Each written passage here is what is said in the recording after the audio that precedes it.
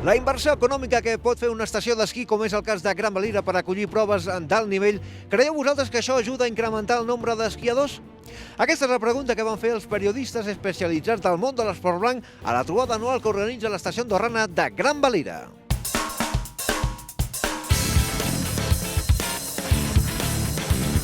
Sí, l'estratègia dels últims anys de Gran Valira per aquí, a posicionar, sobretot en les competicions internacionals, realment estan fent un lloc i aquest any ja pinta molt bé amb aquesta Copa del Món i el Freeride World Tour amb júnior, però que està molt bé. Vull dir que posicionalment jo penso que sí que estan en la línia encertada.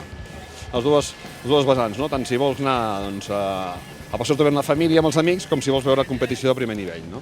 I això, home, és un que molt important, diguéssim. No? Home, posicionar estratègicament com a país és la rapera, o sigui, a veure, Andorra molt ben posicionada, ¿vale? I evidentment, doncs, Pirineus catalans, andorrans, evidentment sí, és una cosa porta l'altra, no? Primer, nosaltres som catalans, però evidentment reconeixem que el poder aquest andorrà doncs, és molt significatiu. Jo crec que sí, perquè en primer lloc una competició d'alt nivell com serà enguany Copa del Món una altra vegada, això sí que ajuda, si més no, a posicionar en primer lloc els Pirineus en el que és l'esquí a nivell mundial, no? Per tant, això ja és garantia de poder tenir clientela, gent que potser han anat als Alps, conèixer una destinació com és Gran Valira, que té a nivell de quilòmetres la més gran del sud d'Europa, no? I per tant, jo crec que, jo diria que sí. Per suposar totes aquestes grans activitats que aquí al Pirineu i a Espanya i a Andorra, i m'atreviria a dir a gran part d'Europa, una estació de totes, com un Gran Valira que té totes aquestes activitats, fa que molta gent sigui un gran reclam perquè vingui la gent a esquiar aquí a Gran Valira.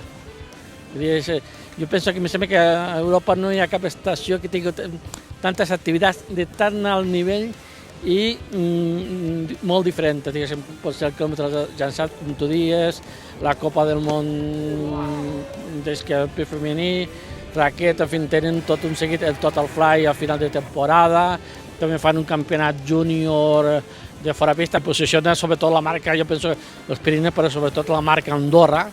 Andorra està treballant molt bé tot el tema de l'anel des de farà 10-15 anys cap aquí, fent moltes activitats, no solament a l'hivern, que estem ara parlant de l'hivern, sinó també a l'estiu, al mountain bike, però sobretot està posicionant Andorra com un gran destí de neu.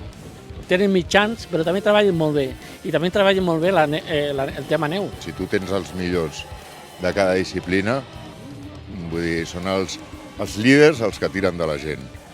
I això és molt important, i la línia que està seguint Gran Valira jo crec que s'hauria de seguir altres estacions del Pirineu per reivindicar el Pirineu, perquè el Pirineu té molta sortida. El que passa que, històricament, ha estat sempre supeditat als Alps, no?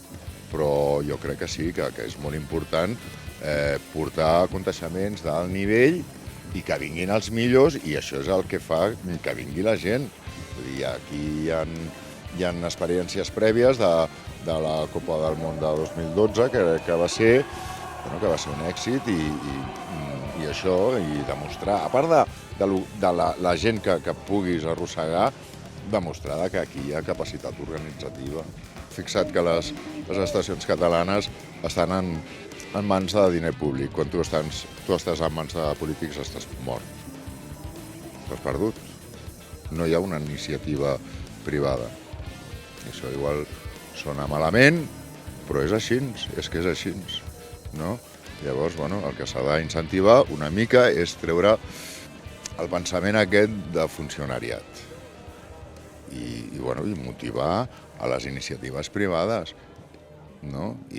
Pero eso es complicado. Estoy convencido que sí, si hay algo que te da repercusión y te da, digamos, una entidad, es tu capacidad para generar y para organizar grandes eventos. Y si por algo se caracteriza Gran Valira es, aparte de por su amplitud y por lo grande que es y por toda esa capacidad de esquiadores que puede recibir, es por la organización de eventos, y no podía ser otra forma que este año que se va a celebrar las Copas del Mundo femeninas, estar aquí y conocer cómo van a ser esas pistas.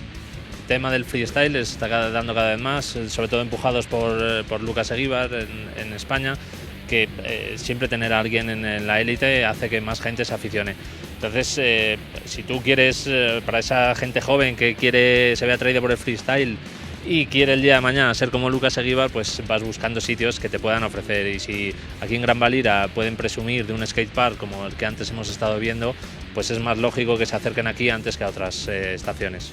Aquí en España, pues este tipo de competiciones pues las albergaba sobre todo Sierra Nevada, ya que es una de las estaciones más grandes y no la que más, o pues tal vez La Molina o Vaqueira. Que tener esto aquí en Andorra, que es cierto que no estamos en España, pero está al lado y que hay muchos españoles que lo tienen más cerca incluso que otras estaciones como Sierra Nevada, la gente de Cataluña, pues hace que tengas Gran Valira ya como una de tus estaciones fetiche y una de las estaciones que puedes acercarte para tener ese contacto que pueden tener los profesionales.